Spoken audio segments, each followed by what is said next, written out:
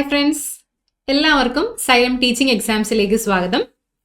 ഇന്നത്തെ സെഷനിൽ നമ്മൾ നോക്കാൻ പോകുന്നത് നമ്മുടെ ഫിസിക്സിൽ ഇതിനു മുന്നേ ചോദിച്ചിട്ടുള്ള നമ്മുടെ കേറ്റിട്ട് പരീക്ഷകളിൽ ചോദിച്ചിട്ടുള്ള കുറച്ച് ക്വസ്റ്റ്യൻസും അതിന്റെ എക്സ്പ്ലനേഷനും ആണ്. ഓക്കെ, അപ്പൊ നമുക്ക് സ്റ്റാർട്ട് ചെയ്താലോ. ഒന്നാമത്തെ ക്വസ്റ്റ്യൻ ഇതാണ്: the acceleration due to gravity does not depends on. Okay, acceleration due to gravity does not depends on. എന്താണ് ആക്സിലറേഷൻ ഡ്യൂ ടു ഗ്രാവിറ്റി എന്ന് പറഞ്ഞാൽ, ഇപ്പൊ ഒരു വസ്തു ഫ്രീ ആയിട്ട് ഭൂമിയിലേക്ക് വീണുകൊണ്ടിരിക്കുകയാണെന്നുണ്ടെങ്കിൽ അതിന്റെ സ്പീഡ് ഇങ്ങനെ കൂടി വരും അല്ലെ. ഇപ്പൊ തെങ്ങിന്ന് ഒരു തേങ്ങ താഴോട്ട് വീഴുകയാണെന്ന് പറഞ്ഞു കഴിഞ്ഞാൽ അത് താഴേക്ക് വരുന്നതിനനുസരിച്ച് അതിന്റെ സ്പീഡ് ഇങ്ങനെ കൂടി വരികയാണ്. അപ്പൊ എന്താണ് ഇതിന്റെ ആ ഒരു സ്പീഡിനുണ്ടായ ആ ഒരു ചേഞ്ചിനുള്ള കാരണം? എന്താ? ഭൂമി അതിലേക്ക് ഒരു ആക്സിലറേഷൻ പ്രയോഗിക്കുന്നതാണ്. ഇങ്ങനെ ഭൂമി ഒരു വസ്തുവിൽ പ്രയോഗിക്കുന്ന ആക്സിലറേഷൻ നമ്മൾ പറയുന്ന പേരാണ് acceleration due to gravity. Okay, അപ്പൊ ആക്സിലറേഷൻ ഡ്യൂ ടു ഗ്രാവിറ്റി കണ്ടുപിടിക്കാനുള്ള ഒരു ഇക്വേഷൻ നിങ്ങൾക്ക് അറിയാമായിരിക്കും, പഠിച്ചിട്ടുണ്ടായിരിക്കും. ഇക്വേഷൻ എന്താണ്? G is equal to, നമ്മൾ സ്മോൾ ലെറ്റർ G ഉപയോഗിച്ചിട്ടാണ് ആക്സിലറേഷൻ ഡ്യൂ ടു ഗ്രാവിറ്റിനെ കാണിക്കുന്നത്. G is equal to gm/r² എന്നുള്ളതാണ് ആക്സിലറേഷൻ ഡ്യൂ ടു ഗ്രാവിറ്റിന്റെ ഇക്വേഷൻ. gm/r². ഇതിൽ എന്താണ് ക്യാപിറ്റൽ G? ക്യാപിറ്റൽ G എന്ന് പറഞ്ഞാൽ ഗ്രാവിറ്റേഷണൽ കോൺസ്റ്റന്റ് ആണ്, അല്ലെങ്കിൽ ഗുരുത്വാകർഷണ സ്ഥിരാങ്കമാണ്. ഇതിന്റെ വാല്യൂ എന്ന് പറയുന്നത് ഒരു സ്ഥിരസംഖ്യയാണ്, കോൺസ്റ്റന്റ് ആയിട്ടുള്ള ഒരു വാല്യൂ ആണ്. എം എന്ന് പറഞ്ഞാൽ എന്താണ്? മാസ് ഓഫ് ദി എർത്ത് ആണ്. എം എന്ന് പറഞ്ഞാൽ ഭൂമിയുടെ മാസ് ആണ്, മാസ് ഓഫ് ദി എർത്ത്. അതും ഒരു സ്ഥിരസംഖ്യയാണ്, അല്ലെങ്കിൽ കോൺസ്റ്റന്റ് ആണെന്ന് നിങ്ങൾക്ക് അറിയായിരിക്കും അല്ലെ.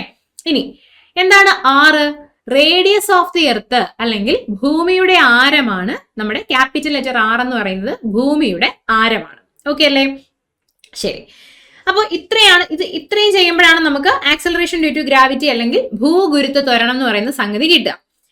ഇവിടെ നമ്മുടെ വസ്തുവിന്റെ മാസ്, ഇപ്പൊ ഏതൊരു വസ്തുവാണ് താഴേക്ക് വീഴുന്നതെങ്കിലും, ഇപ്പൊ ഇതൊരു ചെറിയൊരു തൂവലാണെങ്കിലും ശരി, അതൊരു വലിയൊരു കല്ലാണെങ്കിലും ശരി, ഏതൊരു വസ്തുവാണെങ്കിലും ശരി, ആ വസ്തുവിന്റെ മാസ് എന്ന് പറയുന്നത് ഈ ഒരു ആക്സിലറേഷൻ ഡ്യൂ ടു ഗ്രാവിറ്റിയുടെ ഇക്വേഷനിൽ വരുന്നുണ്ടോ? വസ്തുവിന്റെ മാസ് വരുന്നില്ലല്ലോ.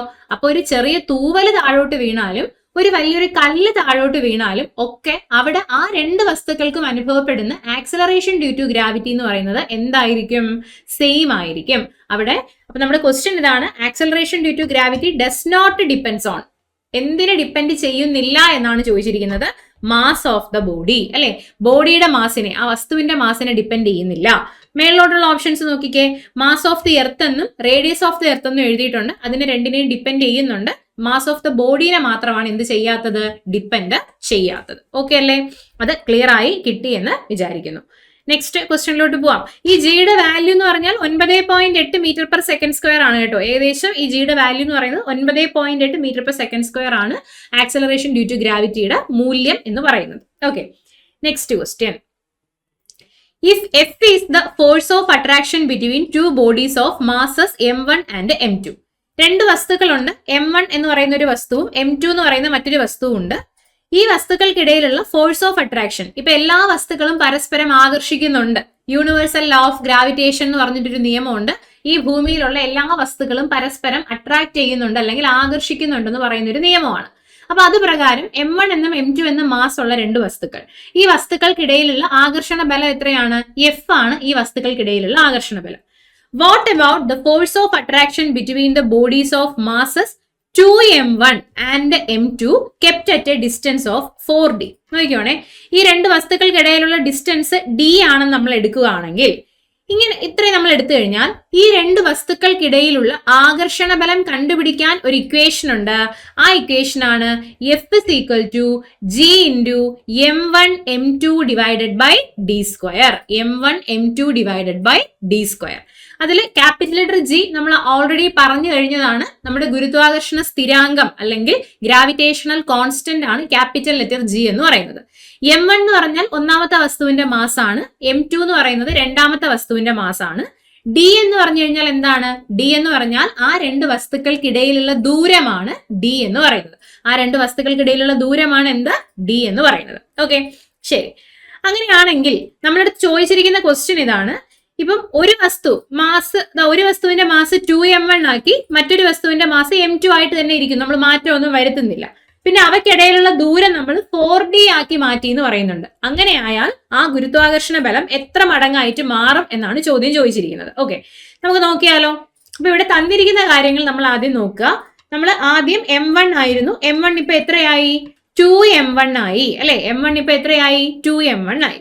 ഇനി m2 ഉണ്ടായിരുന്നു, m2ന് മാറ്റം വല്ലതും സംഭവിച്ചോ? ഇല്ല, m2ന് മാറ്റമൊന്നുമില്ല. m2 ആയിട്ട് തന്നെ എന്ത് ചെയ്തു? ഇരുന്നു. ഇനി d എന്നുള്ളത് എത്രയായി? d എന്നുള്ളത് 4d ആയി എന്ന് മനസ്സിലാക്കുക. d എന്നുള്ളത് 4d ആയി എന്നാണ് ക്വസ്റ്റ്യനിൽ പറയുന്നത്. ഇക്വേഷൻ എന്താണ്?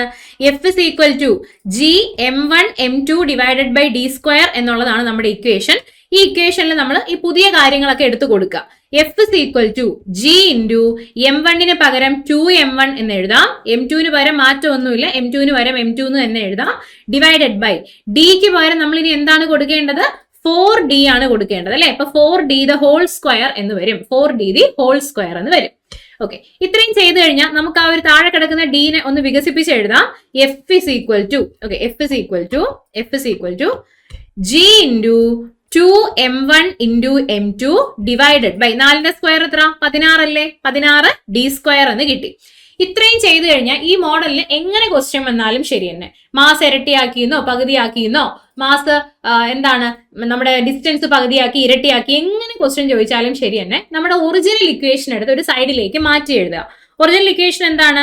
G into m1 m2 divided by d square എന്നുള്ളതല്ലേ ഒറിജിനൽ ഇക്വേഷൻ അല്ലെ. അങ്ങനെ വരുമ്പോൾ ബാക്കി ഇവിടെ എന്താ കിടക്കുന്നത്? ഇവിടെ ഒരു 2 അവിടെ കിടപ്പുണ്ട്, പിന്നെ ഡിവൈഡഡ് ബൈയിൽ ഒരു 16 കിടപ്പുണ്ട് അല്ലെ, ഒരു 16 കിടപ്പുണ്ട്. നമുക്ക് ഇതിനെ കട്ട് ചെയ്യാമല്ലോ. ഇതിനെ കട്ട് ചെയ്യുമ്പോൾ 1/8 എന്നല്ലേ വരുന്നേ? 1/8 എന്ന് വരും. അതായത് G into m1 m2 by d square എന്ന് പറഞ്ഞാൽ നമ്മുടെ ഒറിജിനൽ ഇക്വേഷൻ. ആ ഒറിജിനൽ ഇക്വേഷൻ എഫ് ആണ് അല്ലെ. ആ എഫിന്റെ 1/8 ആയി, അതായത് f/8 ആയിട്ട് മാറി. f/8 ആയിട്ട് മാറി നമ്മുടെ എന്ത്? നമ്മുടെ ഗുരുത്വാകർഷണ ബലം. ഓക്കെ ആണോ? അപ്പൊ ഇവിടെ ആൻസർ ഏതാ വരുന്നേ? ആൻസർ ഓപ്ഷൻ ഡിയിലാണ് കിടക്കുന്നത്. f/8 എന്ന് കിട്ടി. f/8 ആണ് നമ്മുടെ ആൻസർ ആയിട്ട് വരുന്നത്. ഓക്കെ അല്ലേ? നെക്സ്റ്റ് ക്വസ്റ്റ്യൻ നോക്കാം. The process of converting AC to DC is called. എന്താണ് AC? AC എന്ന് പറഞ്ഞാൽ ആൾട്ടർനേറ്റിംഗ് കറണ്ട് ആണ്.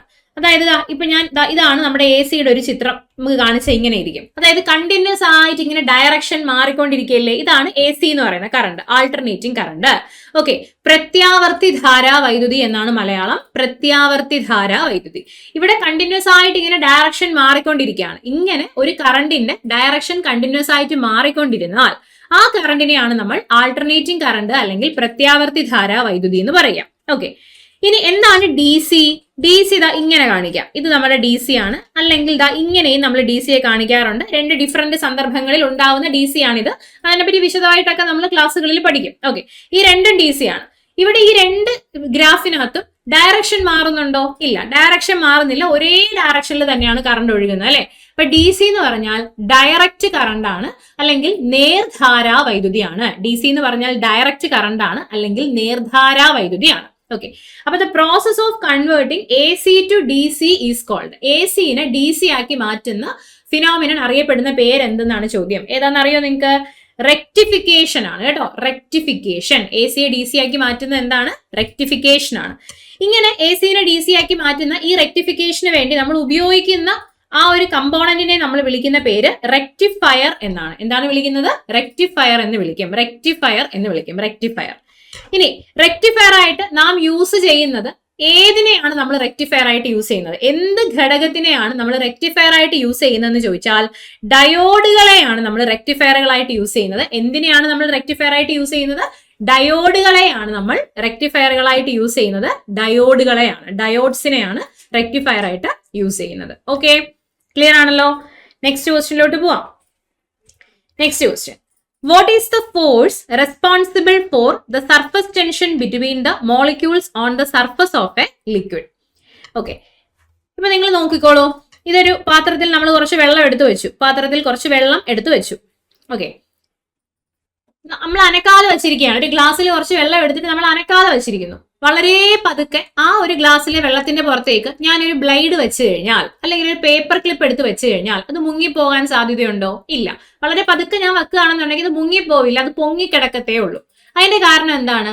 നമ്മളിങ്ങനെ വെറുതെ ആ വെള്ളം ഇങ്ങനെ ഫ്രീ ആയിട്ട് ഇരുന്ന സമയത്ത് അവിടെ ഒരു ഫോഴ്സ് അനുഭവപ്പെടുന്നുണ്ട്. ആ ഫോഴ്സിന്റെ പേരാണ് സർഫസ് ടെൻഷൻ അല്ലെങ്കിൽ പ്രതലബലം എന്ന് പറയുന്ന ഒരു ഫോഴ്സ്.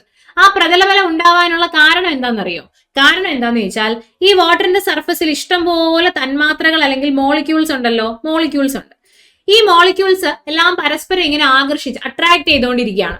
ഈ വെള്ളത്തിന്റെ ഏറ്റവും ഉള്ളിലുള്ള ഒരു മോളിക്യൂളിനെ നമ്മൾ എടുക്കുകയാണെന്നുണ്ടെങ്കിൽ ആ ഉള്ളിലുള്ള മോളിക്യൂളിനെ ഇതിന്റെ എല്ലാ വശത്തു നിന്നുള്ള മോളിക്യൂൾസ് എന്ത് ചെയ്യുന്നുണ്ട്, ആകർഷിക്കുന്നുണ്ട് അല്ലെ. എല്ലാ സൈഡിൽ നിന്ന് മോളിക്യൂൾസ് ആകർഷിക്കുകയും ടോട്ടൽ ആയിട്ടുള്ള അതിനകത്ത് അനുഭവപ്പെടുന്ന അട്രാക്റ്റീവ് ഫോഴ്സ് അല്ലെങ്കിൽ ആകർഷണ ബലം 0 ആയിട്ട് പോവുകയും ചെയ്യും. പക്ഷെ ഈ സർഫസിൽ ഇരിക്കുന്ന മോളിക്യൂൾസിനെ നിങ്ങളൊന്ന് ആലോചിച്ച് നോക്കൂ. സർഫസിൽ ഇരിക്കുന്ന മോളിക്യൂൾസിനെ താഴേക്ക് പിടിച്ച ആൾക്കാരെ ആകർഷിക്കുന്നുണ്ട് അല്ലെങ്കിൽ വലിക്കുന്നുണ്ട്. പക്ഷെ മുകളിലേക്ക് അവന്മാരെ അട്രാക്ട് ചെയ്യാൻ വേറെ ഏതെങ്കിലും മോളിക്യൂൾസ് അവിടെ ഉണ്ടോ? മുകളിലേക്ക് അട്രാക്ട് ചെയ്യാൻ ഏതെങ്കിലും മോളിക്യൂൾസ് ഉണ്ടോ? ഇല്ലല്ലോ, ഇല്ല. അപ്പൊ എന്ത് സംഭവിക്കും? നിങ്ങൾ ആലോചിച്ച് നോക്കൂ. ഇപ്പൊ ഒരാൾ ഇവിടെ ഇരിപ്പുണ്ട്, അയാളിനെ താഴെ നിന്നും മുകളിൽ നിന്നും പിടിച്ച് വലിച്ചു കഴിഞ്ഞാൽ അയാൾക്ക് അവിടെ തന്നെ കുഴപ്പമില്ലാണ്ട് നിൽക്കാൻ പറ്റും. പക്ഷെ എല്ലാവരും പിടിച്ച് താഴോട്ട് മാത്രമാണ് വലിക്കുന്നത്, മുകളിലേക്ക് വലിക്കാൻ ആളില്ലാന്നുണ്ടെങ്കിൽ അയാൾക്ക് താഴേക്കൊരു വലിഞ്ഞു മുറുകൽ ഫീൽ ചെയ്യില്ലേ? താഴേക്കൊരു ടെൻഷൻ ഫീൽ ചെയ്യും. അപ്പോ ഇങ്ങനെ പിടിച്ചു വലിക്കുന്നതിന്റെ ഫലമായിട്ട് നമ്മുടെ ആ ഒരു വെള്ളത്തിന്റെ സർഫസ് അല്ലെങ്കിൽ ആ ഒരു ലിക്വിഡിന്റെ സർഫസ് വലിഞ്ഞു മുറുകിയിട്ട് ഒരു മെംബ്രെയിൻ പോലെ, ഒരു സ്ട്രെച്ച്ഡ് മെംബ്രെയിൻ പോലെ പ്രവർത്തിക്കുന്നു, ഒരു പാട പോലെ പ്രവർത്തിക്കുന്നു. ഇതിന് കാരണമായ ബലത്തിന് നമ്മൾ പറയുന്ന പേരാണ് സർഫസ് ടെൻഷൻ അല്ലെങ്കിൽ പ്രതലബലം. ഓക്കെ, ശരി. അപ്പോ ഈ പ്രതലബലം കാരണമാണ് നമ്മൾ നേരത്തെ പറഞ്ഞ പോലെ ബ്ലേഡ് ആണെങ്കിലും പേപ്പർ ക്ലിപ്പ് ആണെങ്കിലും അവിടെ ഒരു പ്രശ്നം ഇല്ലാണ്ട് അവിടെ തന്നെ അതിന് ഇരിക്കാൻ പറ്റിയത് എന്തുകൊണ്ടാണ്? ഈ പറയുന്ന സർഫസ് ടെൻഷൻ അല്ലെങ്കിൽ പ്രതലബലം അവിടെ ഉള്ളത് കൊണ്ടാണ്. അതേപോലെ ഇങ്ങനെ കെട്ടിക്കിടക്കുന്ന വെള്ളത്തിലൊക്കെ ചെറിയ ഇൻസെക്റ്റുകൾക്ക് ഇങ്ങനെ നടന്നു പോകാൻ പറ്റും. നിങ്ങൾ കണ്ടിട്ടുണ്ടോ? ചെറിയ ഇൻസെക്റ്റുകൾക്ക് അത് മുങ്ങിപ്പോവാണ്ട് അങ്ങനെ നടന്നു പോകാനായിട്ട് സാധിക്കുന്നതും ഈ പറയുന്ന സർഫസ് ടെൻഷൻ അല്ലെങ്കിൽ പ്രതലബലം അവിടെ ഉള്ളത് കൊണ്ട് ആണ്. ഓക്കെ, ശരി, അതൊക്കെ ആണല്ലോ. അപ്പൊ ചോദ്യം എന്താ ചോദിച്ചിരിക്കുന്നത്? Which is the force responsible for the surface tension between the molecules on the surface of A liquid? ആ സർഫസ് ടെൻഷന് കാരണമായിട്ടുള്ള ഫോഴ്സ് ഏതെന്നാണ് ചോദിച്ചിരിക്കുന്നത്. സർഫസ് ടെൻഷന് റെസ്പോൺസിബിൾ ആയിട്ടുള്ള ഫോഴ്സ് ഏതെന്നാണ് ചോദിച്ചിരിക്കുന്നത്. ഓക്കെ, എന്താണ് സർഫസ് ടെൻഷന് കാരണമായ ഫോഴ്സ്? ഈ വെള്ളത്തിലുള്ള തന്മാത്രകളെല്ലാം പരസ്പരം ഇങ്ങനെ അട്രാക്ട് ചെയ്യുന്നത് കൊണ്ടല്ലേ അത് വലിഞ്ഞു മുറുകിയ ഒരു പാട പോലെ പ്രവർത്തിച്ചത് അല്ലെ? ആ ഒരു വെള്ളത്തിലുള്ള സർഫസിലുള്ള തന്മാത്രകളെല്ലാം ഇങ്ങനെ പരസ്പരം ആകർഷിച്ചത് കൊണ്ടാണ് അവിടെ എന്ത് സംഭവിച്ചത്? അത് വലിഞ്ഞു മുറുകിയ ഒരു പാട പോലെ എന്ത് ചെയ്തത്? പ്രവർത്തിച്ചത്. അപ്പോ ഈ ഒരേ ഇനം മോളിക്യൂൾസിന്റെ ഇടയിൽ, സെയിം മോളിക്യൂൾസിനിടയിൽ, നമ്മുടെ വെള്ളത്തിലുള്ള സെയിം മോളിക്യൂൾസ് ആണ്, ആ സെയിം മോളിക്യൂൾസിന്റെ ഇടയിൽ അനുഭവപ്പെടുന്ന ആ ഒരു അട്രാക്റ്റീവ് ഫോഴ്സ് ആണ് ഈ സർഫസ് ടെൻഷന്റെ കാരണമെന്ന് മനസ്സിലായി. ആ സെയിം മോളിക്യൂൾസിന്റെ ഇടയിൽ അനുഭവപ്പെടുന്ന അട്രാക്റ്റീവ് ഫോഴ്സിന് നമ്മൾ പറയുന്ന പേര് കൊഹിസീവ് ഫോഴ്സ് അല്ലെങ്കിൽ കൊഹിഷൻ എന്നാണ്. കൊഹിസീവ് ഫോഴ്സ് അല്ലെങ്കിൽ കൊഹിഷൻ എന്നാണ് അറിയപ്പെടുന്നത്. ഓക്കെ ആണോ? ഇനി ഡിഫറന്റ് മോളിക്യൂൾസിന്റെ ഇടയിൽ അനുഭവപ്പെടുന്ന ആ ഒരു ഫോഴ്സ് ഓഫ് അട്രാക്ഷൻ എന്ത് പറയുന്നറിയോ? ഡിഫറന്റ് മോളിക്യൂൾസിനിടയിൽ അനുഭവപ്പെടുന്ന ഫോഴ്സ് ഓഫ് അട്രാക്ഷൻ എന്ത് പറയുന്നറിയോ? അതിന് നമ്മൾ അഡ്ഹസീവ് ഫോഴ്സ് അല്ലെങ്കിൽ അഡിഷൻ എന്നാണ് പറയുക. അഡ്ഹസീവ് ഫോഴ്സ് അല്ലെങ്കിൽ അഡിഷൻ എന്നാണ് പറയുക. ഇപ്പൊ നമ്മൾ ഒരു ബ്ലാക്ക് ബോർഡിൽ നമ്മൾ ചോക്ക് കൊണ്ട് എഴുതി, ആ ചോക്കിലുള്ള ആ ഒരു കണങ്ങൾ അല്ലെങ്കിൽ ആ പാർട്ടിക്കിൾസ് ആ ബ്ലാക്ക് ബോർഡിൽ പറ്റി പിടിച്ചില്ലേ? അതിന്റെ കാരണം എന്താണ്? ആ ചോക്കും ആ ബ്ലാക്ക് ബോർഡും തമ്മിലുള്ള അട്രാക്റ്റീവ് ഫോഴ്സ് അല്ലേ? അപ്പൊ അത് ഡിഫറെന്റ് ആയിട്ടുള്ള മോളിക്യൂൾസ് അല്ലേ? ചോക്കിലുള്ളതും ബ്ലാക്ക് ബോർഡിലുള്ളതും ഡിഫറെന്റ് ആയിട്ടുള്ള മോളിക്യൂൾസ് ആണ് അല്ലേ? അപ്പൊ അവർക്കിടയിലുള്ള ആകർഷണ ബലം എന്താണ്? ഡിഫറെന്റ് മോളിക്യൂൾസിനിടയിലുള്ള ആകർഷണ ബലം അതാണ് അഡിസീവ് ഫോഴ്സ് അല്ലെങ്കിൽ അഡ്ഹിഷൻ എന്ന് നമ്മൾ പറയുന്നത്. അപ്പൊ ഇവിടെ സർഫസ് ടെൻഷന്റെ കാരണം ഒരേ ഇനം മോളിക്യൂൾസിനിടയിലുള്ള ആകർഷണ ബലമാണ് അല്ലെങ്കിൽ കൊഹിഷൻ ആണ് കാരണം എന്ന് പറയാം. ഓപ്ഷൻ സി ആണ് ആൻസർ. കൊഹിഷൻ ഫോഴ്സ് ആണ് ആൻസർ. ഓക്കെ അല്ലേ? നെക്സ്റ്റ് ക്വസ്റ്റ്യനിലോട്ട് പോവാം. The power of a lens prescribed by a doctor is -1.5D. What is its focal length? Okay, എന്താണ് ഡി? ഈ ഡി എന്ന് പറഞ്ഞാൽ എന്താ? നമ്മൾ ഒരു ലെൻസിന്റെ പവർ ഓഫ് എ ലെൻസ്, ഒരു ലെൻസിന്റെ പവർ പറയാൻ വേണ്ടിയിട്ട് നമ്മൾ യൂസ് ചെയ്യുന്ന യൂണിറ്റ് ഡയോപ്റ്റർ എന്ന് പറയുന്ന യൂണിറ്റ് ആണ്. ഡയോപ്റ്റർ എന്ന് പറയുന്ന യൂണിറ്റ് ആണ് നമ്മൾ യൂസ് ചെയ്യുക. ക്യാപിറ്റൽ ഡി, ഡയോപ്റ്റർ എന്ന് പറയുന്ന യൂണിറ്റ് ആണ് യൂസ് ചെയ്യുക. ഓക്കെ, ഈ ലെൻസിന്റെ പവറും അതിന്റെ ഫോക്കൽ ലെങ്തും തമ്മിലുള്ള relation P is equal to 1/f എന്നുള്ളതാണ്. അതായത് എഫ് എന്ന് പറഞ്ഞ ഫോക്കൽ ലെങ്ത് ആണ്, ആ ലെൻസിന്റെ ഫോക്കൽ ലെങ്ത് ആണ്. അപ്പൊ ലെൻസിന്റെ ഫോക്കൽ ലെങ്തിന്റെ റെസിപ്രോക്കൽ എടുത്തു കഴിഞ്ഞാൽ നമുക്ക് ആ ലെൻസിന്റെ എന്ത് കിട്ടും? പവർ കിട്ടും എന്നാണ് മനസ്സിലാക്കേണ്ടത്. ഓക്കെ, ഇവിടെ നമുക്ക് ഫോക്കൽ ലെങ്ത് കണ്ടുപിടിക്കാനാണ് ചോദ്യം. അപ്പൊ ഫോക്കൽ ലെങ്ത് കാണണമെങ്കിൽ എന്ത് ചെയ്താൽ മതി? 1/p എടുത്താൽ പോരെ? നമ്മുടെ പവറിന്റെ റെസിപ്രോക്കൽ എടുത്താൽ പോരെ? പവറിന്റെ റെസിപ്രോക്കൽ എടുത്തു കഴിഞ്ഞാൽ നമുക്ക് ഫോക്കൽ ലെങ്ത് കിട്ടും. ഓക്കെ, അപ്പൊ ക്വസ്റ്റ്യനിൽ പറഞ്ഞിരിക്കുന്നത് പവർ -1.5D ആണെന്ന് പറഞ്ഞിരിക്കുന്നു. ഈ മൈനസ് കൊണ്ട് ഉദ്ദേശിക്കുന്നത് ഈ ലെൻസ് കോൺകേവ് ലെൻസ് ആണ് എന്നതാണ് ഈ മൈനസ് കൊണ്ട് ഉദ്ദേശിക്കുന്നത്. ഓക്കെ, അപ്പൊ പവർ നെഗറ്റീവ് ആയാൽ ലെൻസ് കോൺകേവ് ലെൻസ് ആണ്. പവർ പോസിറ്റീവ് ആയാൽ ലെൻസ് എന്ത് ലെൻസ് ആണ്? ലെൻസ് കോൺവെക്സ് ലെൻസ് ആണ്. പവർ പോസിറ്റീവ് ആണെങ്കിൽ കോൺവെക്സ് ലെൻസും പവർ നെഗറ്റീവ് ആണെങ്കിൽ കോൺകേവ് ലെൻസും ആണ്. ഓക്കെ ആണല്ലോ. ശരി, നമുക്കിനി കണ്ടുപിടിച്ച് നോക്കാം, ആൻസർ കണ്ടുപിടിച്ച് നോക്കാം അല്ലെ. അപ്പൊ F is equal to 1/P എന്നാണ് നമ്മൾ പറഞ്ഞത്. അപ്പൊ നമ്മൾ എന്ത് ചെയ്യണം? 1/1.5 എന്ന് എഴുതണം. ആ മൈനസ് എടുക്കേണ്ട കാര്യമില്ല, മൈനസ് എടുത്താലും തെറ്റൊന്നുമില്ല, മൈനസ് ആൻസറിൽ വരും, അതും തെറ്റല്ല, കറക്റ്റ് തന്നെയാണ്. കോൺകേവ് ലെൻസ് എന്നുള്ളതാണ് അതിന്റെ അർത്ഥം എന്ന് പറയുന്നത്. ഇവിടെ നമ്മുടെ ഓപ്ഷനകത്ത് മൈനസ് ഇല്ലാത്തത് കൊണ്ട് നമ്മൾ മൈനസ് എടുക്കുന്നില്ല. മൈനസ് ഇവിടെ എഴുതിയിരുന്നാലും തെറ്റൊന്നുമില്ല, കാരണം ഒരു കോൺകേവ് ലെൻസിന്റെ ഫോക്കൽ ലെങ്തും നെഗറ്റീവ് തന്നെ ആയിരിക്കും. ഒരു കോൺകേവ് ലെൻസ് നമ്മൾ എടുക്കുമ്പോൾ അതിന്റെ ഫോക്കൽ ലെങ്ത് ആണെങ്കിലും അതിന്റെ പവർ ആണെങ്കിലും നെഗറ്റീവ് തന്നെ ആയിരിക്കും. അപ്പൊ മൈനസ് എടുത്താലും എടുത്തില്ലെങ്കിലും പ്രശ്നമില്ല കേട്ടോ. ശരി, അപ്പൊ 1/1.5 എന്ന് കിട്ടി. അപ്പൊ നമുക്ക് അവിടെ അത് ചെയ്യുമ്പോഴത്തേക്ക് നമുക്ക് എത്ര ആൻസർ കിട്ടും? നിങ്ങൾ ചെയ്ത് നോക്കുമ്പോൾ നമുക്ക് കറക്റ്റ് ആയിട്ട് ആൻസർ കിട്ടുന്നത് 0.666 എന്നിങ്ങനെ പോകും. അതിന് നമ്മൾ റൗണ്ട് ചെയ്തിട്ട് 0.67 എന്നെടുക്കും. 0.67 എന്നെടുക്കും കേട്ടോ. നമ്മൾ നോക്കുമ്പോൾ ഓപ്ഷൻ എയിൽ 0.67 കിടപ്പുണ്ട്, പക്ഷെ അതല്ല നമ്മുടെ ആൻസർ. അതിന്റെ കാരണം എന്താ നിങ്ങൾക്ക് അറിയോ? നമുക്ക് ഈ ഡയോപ്റ്ററിലിട്ട് നമ്മൾ കണക്കുകൾ ചെയ്യുമ്പോൾ ഇത് വളരെയധികം ശ്രദ്ധിക്കേണ്ട ഒരു ഏരിയയാണ്. ട്രാപ്പ് ക്വസ്റ്റ്യൻസ് നല്ലോണം വരും. ഇത് നമ്മുടെ കേറ്ററ്റിന്റെ തന്നെ ഒരു പ്രീവിയസ് ക്വസ്റ്റ്യൻ ആണ് കേട്ടോ. ഈ ക്വസ്റ്റ്യൻ 0.67 നമ്മൾ ഡയോപ്റ്ററിലിട്ട് ഈ കണക്ക് ചെയ്യുമ്പോൾ നമുക്ക് ഫോക്കൽ ലെങ്ത് കിട്ടുന്നത് മീറ്ററിലായിരിക്കും. നമുക്ക് ഫോക്കൽ ലെങ്ത് കിട്ടുന്നത് ഏത് യൂണിറ്റിലായിരിക്കും? മീറ്ററിലായിരിക്കും ഫോക്കൽ ലെങ്ത് കിട്ടുക. അപ്പം ഇവിടെ 0.67 ഫസ്റ്റ് ഓപ്ഷനിൽ 0.67 സെന്റിമീറ്റർ എന്ന് കൊടുത്തിട്ടുണ്ട്. ഓക്കെ, അപ്പൊ നമുക്ക് ആൻസർ വരില്ല. 0.67 മീറ്റർ എന്ന് കൊടുത്താൽ മാത്രമേ നമുക്ക് അവിടെ ആ ആൻസർ എടുക്കാൻ പറ്റുള്ളൂ. അപ്പൊ നമ്മൾ എന്ത് ചെയ്യണം? നമ്മുടെ ഓപ്ഷനകത്ത് കംപ്ലീറ്റ് സെന്റിമീറ്ററിലല്ലേ കൊടുത്തിരിക്കുന്നത്. അപ്പൊ നമ്മൾ ഈ കിട്ടിയ ഉത്തരത്തിനെ നമുക്ക് സെന്റിമീറ്ററിലോട്ട് മാറ്റാം. അപ്പൊ മീറ്ററിൽ സെന്റിമീറ്ററിലോട്ട് മാറ്റാൻ നമ്മൾ എന്ത് ചെയ്യണം? 100 കൊണ്ട് ഗുണിക്കണം അല്ലെ. 100 കൊണ്ട് ഗുണിക്കുമ്പോൾ നമുക്ക് 67 സെന്റിമീറ്റർ എന്ന് കിട്ടുമല്ലോ. 67 സെന്റിമീറ്റർ എന്ന് കിട്ടുമല്ലോ. അതാണ് നമ്മുടെ ആൻസർ. ഓപ്ഷൻ ബി ആണ് നമ്മുടെ ആൻസർ. 67 സെന്റിമീറ്റർ ആണ് നമ്മുടെ ആൻസർ. അപ്പോൾ എപ്പോഴും മനസ്സിലാക്കണം, ഡയോപ്റ്ററിൽ നമ്മൾ പവർ കൊടുത്ത് ചെയ്യുമ്പോൾ നമുക്ക് കിട്ടുന്ന ആൻസർ മീറ്ററിലായിരിക്കും. മീറ്ററിലുള്ള ആൻസർ ഓപ്ഷനിൽ ഉണ്ടോ എന്ന് നോക്കുക. ഇല്ല എന്നുണ്ടെങ്കിൽ നമ്മൾ അതിനെ 100 കൊണ്ട് ഗുണിച്ച് സെന്റിമീറ്ററിലോട്ട് ആക്കിയാലേ നമുക്ക് നമ്മുടെ ആൻസർ കിട്ടുള്ളൂ, അല്ലെങ്കിൽ നമുക്ക് തെറ്റിപ്പോകും. ഓക്കെ ആണോ? മനസ്സിലായെന്ന് വിചാരിക്കുന്നു. ഓക്കെ, അപ്പൊ 5 ക്വസ്റ്റ്യൻസ് ആണ് നമ്മൾ ഇന്നത്തെ സെഷനിൽ കണ്ടത്. 5 ക്വസ്റ്റ്യൻസ് ആണ് കണ്ടത്. അപ്പോൾ ക്ലാസ് ഉപകാരപ്പെട്ടു എന്ന് വിചാരിക്കുന്നു. നമ്മുടെ ഈ ഒരു യൂട്യൂബ് ചാനലിൽ തന്നെ ഒരുപാട് പ്രീവിയസ് ക്വസ്റ്റ്യൻസ് നമ്മൾ ഡിസ്കസ് ചെയ്തിട്ടുണ്ട്. വരുന്ന കേറ്ററ്റ് എക്സാംസിന് പ്രിപ്പയർ ചെയ്യുന്ന ആൾക്കാരെല്ലാവരും തന്നെ ആ സെഷൻസ് ഒക്കെ കാണുക. നമ്മുടെ തുടങ്ങുന്ന ബാച്ചസിലൊക്കെ നിങ്ങൾ ഭാഗമാവുക. ഓക്കെ, നിങ്ങൾക്ക് എത്രയും വേഗം ആ കേറ്ററ്റ് പരീക്ഷ ക്രാക്ക് ചെയ്യാൻ സാധിക്കട്ടെ. അപ്പൊ മറ്റൊരു ക്ലാസ്സിൽ നമുക്ക് വീണ്ടും കാണാം. താങ്ക്